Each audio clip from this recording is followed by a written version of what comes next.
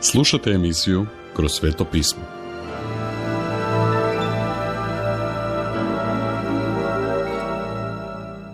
Zazovite njegovo ime. Hebrejima 12 od 15. do 29. stiha. Ostati na putu i usredotočiti se na Isusa, čak i kad postane teško, dio je naredbe budi učenik. Isus ne samo da želi da ga slijedite, već poziva svakog od svojih učenika da ga slijede do kraja. Drugim riječima, budući da Isus nudi tako divnu poruku nade i opraštanja, isplati vam se posvetiti mu pažnju. To će vam biti od koristi. Ali odbiti njegov glas znači određenu kaznu i sud. Božji narod, Židovi, notorno su odbili njegovu ponudu milosti i oprosta.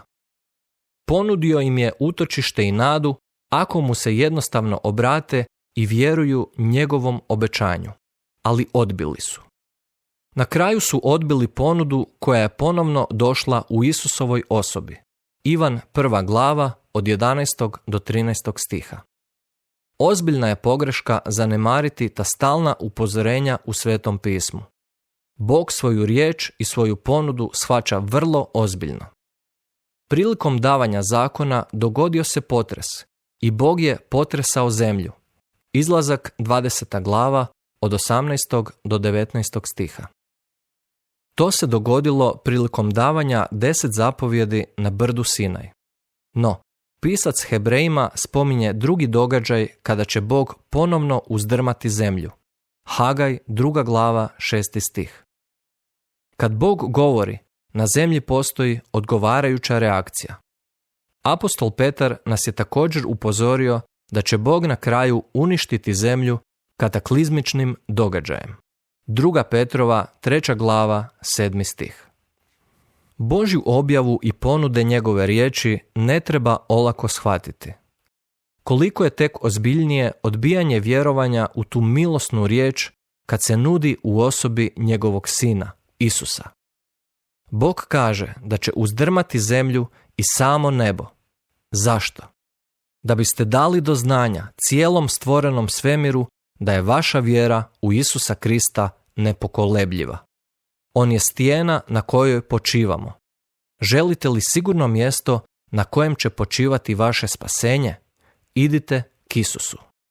Gradite svoj život na temeljima vjere, uzdajući se u Božja obećanja u Isusu. Kršćanstvo nije igranje crkve.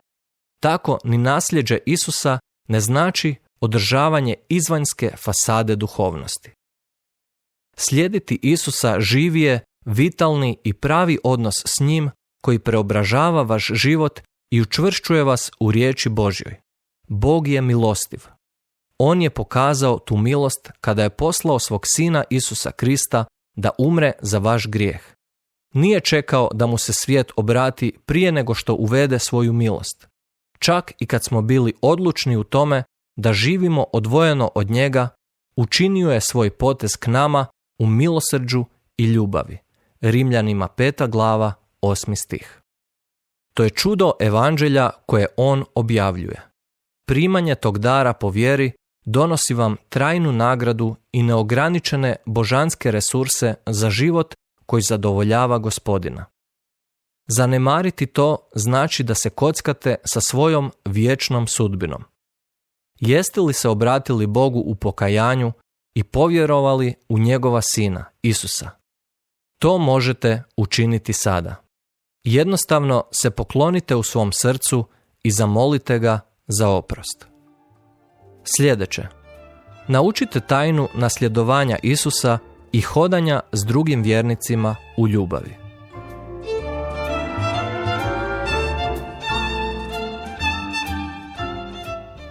Slušali ste emisiju iz ciklusa Kroz sveto pismo. Budite s nama i u sljedećoj emisiji.